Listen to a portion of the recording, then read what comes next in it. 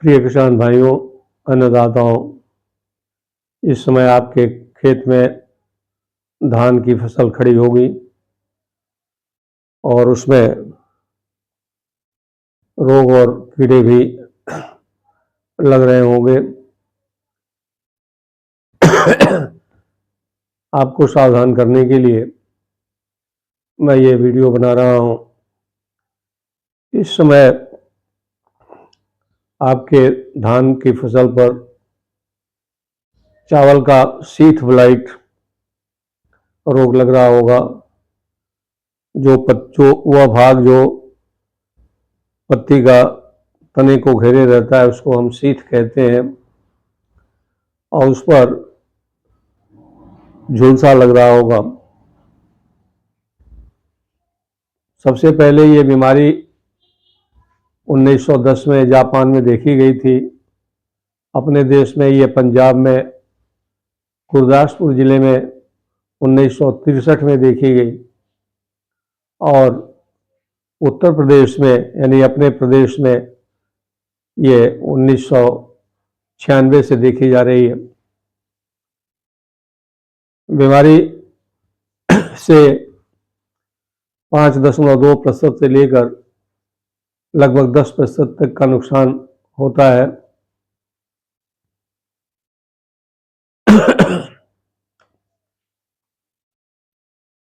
अपने देश में इस बीमारी का मध्यम से लेकर गंभीर दशा तक प्रभाव देखा गया है। ये आंध्र प्रदेश, केरल, उड़ीसा, पश्चिम बंगाल में भी देखी जाती है। किसान भाइयों, मैं रोग चिन्ह के बारे में बात करूंगा आपसे।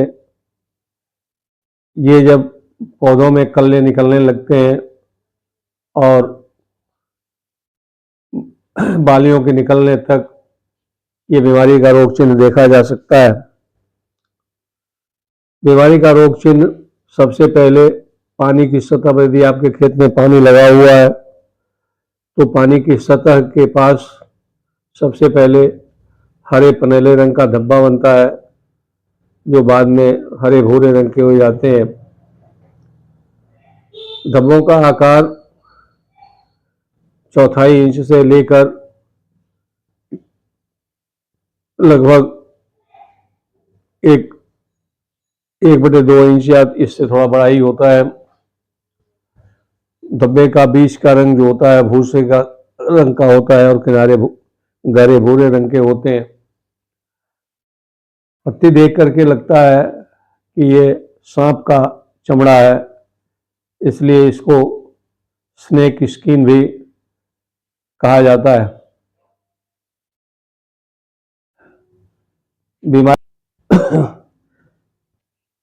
बीमारी का प्रभाव जब पौधे 5 से 6 सप्ताह के हो जाते हैं उस समय इस पर संक्रमण अधिक होता है।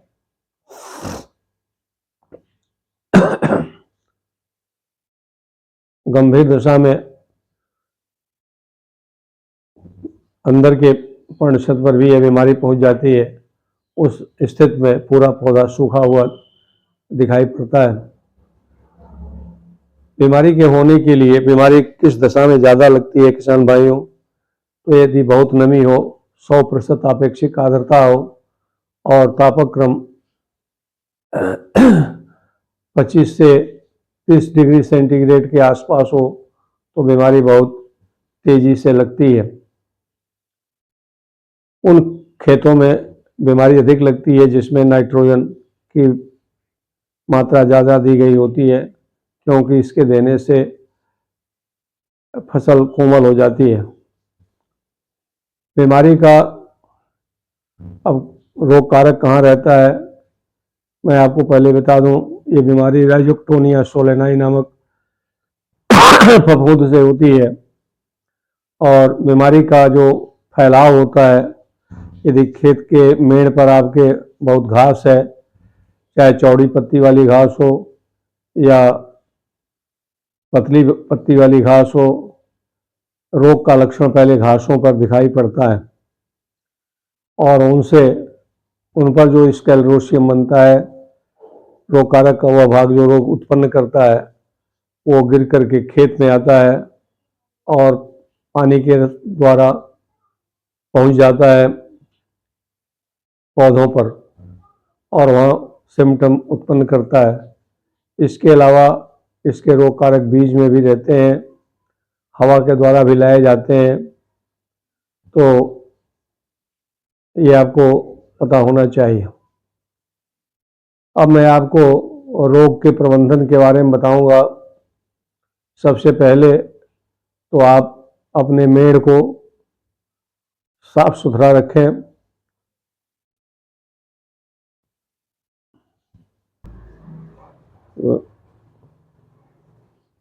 पौधे की घनी रुपाई नहीं करनी चाहिए।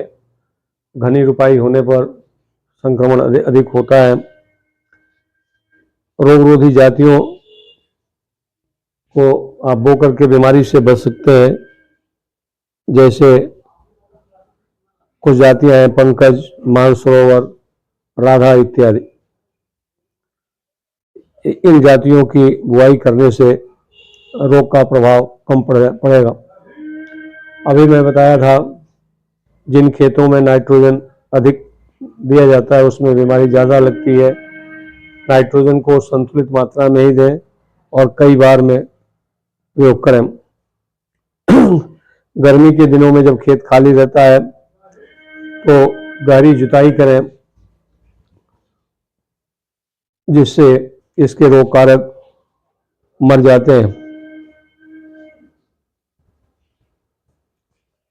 अब मैं आपको कुछ रासायनिक विधियां बताऊंगा जिससे कि आपकी फसल सुरक्षित रह सकती है। पहली दवा जो है आप नोट कर लीजिए, कार्बेंडाजिम। इसका 2 ग्राम दवा 1 लीटर पानी में घोल करके अपने आवश्यकता के अनुसार घोल की मात्रा तैयार कर लें। अथवा हेक्साकोनाजोल 75% वेटेबल पाउडर 1 मिलीलीटर प्रति लीटर पानी में घोलकर आवश्यकता अनुसार घोल बना लें और जैसे ही बीमारी दिखाई पड़े इसका आप छिड़काव करें और पहले छिड़काव के बाद दूसरा छिड़काव 15 दिन पर करें। क्लोरोथैलिलीन इरिफेनफॉस 1 लीटर दवा 1 हेक्टेयर के लिए पर्याप्त होती है। इसको अपने आवश्यकता अनुसार घोल बना करके आप अपने खेतों में छिड़कें। एक दवा और है कार्बेंडाजिम, इसका 1 ग्राम 1 लीटर पानी में घोलें। एक और दवा है प्रोपिकोनाजोल, इसका 1 मिलीलीटर 1 लीटर पानी में घोल करके इस दर से आप तैयार करें घोल, जिससे कि आप पूरा 1 एकड़ में छिड़क सकें। अब इसके लिए, इस बीमारी के रोकथाम के लिए कुछ जैविक नियंत्रण है। आजकल जैविक खेती पर बहुत जोर है। यदि आप जैविक खेती कर रहे हैं तो सूडोमोनास फ्लोरोसेंस का आप छिड़काव करें। बीज शोधन के लिए सूडोमोनास फ्लोरोसेंस का 10 ग्राम 1 किलोग्राम सीड के लिए पर्याप्त होता है। भूमि शोधन के लिए सूडोमोनास फ्लोरोसेंस का 2.5 किलोग्राम 50 किलोग्राम गोबर की खाद में अथवा महीन बालू में मिलाकर खेत में डाल दें, जिससे कि आपका रोग कारक मर जाएगा। खेत में भी आप चीनी मिल से निकला हुआ फ्रेश मड डालें, लकड़ी का बुरादा डालें या अथवा धान की भूसी डालें, तो इससे भी बीमारी कम हो जाती है। उम्मीद करता हूँ कि ये वीडियो समसामयिक है। इसमें आपके धान में बीमारी आपको दिख रही होगी। मैं वीडियो में आपको चित्र दिखाऊंगा, उससे आप पहचान जाएंगे। आप समय रहते बताई गई दवाओं का छिड़काव करके अपने फसल को बचाएं। वीडियो अच्छा लगा हो तो इसको शेयर करें और दूसरे लोगों को भी बताएं, सब्सक्राइब करें, जिससे कि मैं आगे और भी वीडियो फसल सुरक्षा के लिए समय समय पर देता रहूँगा। धन्यवाद।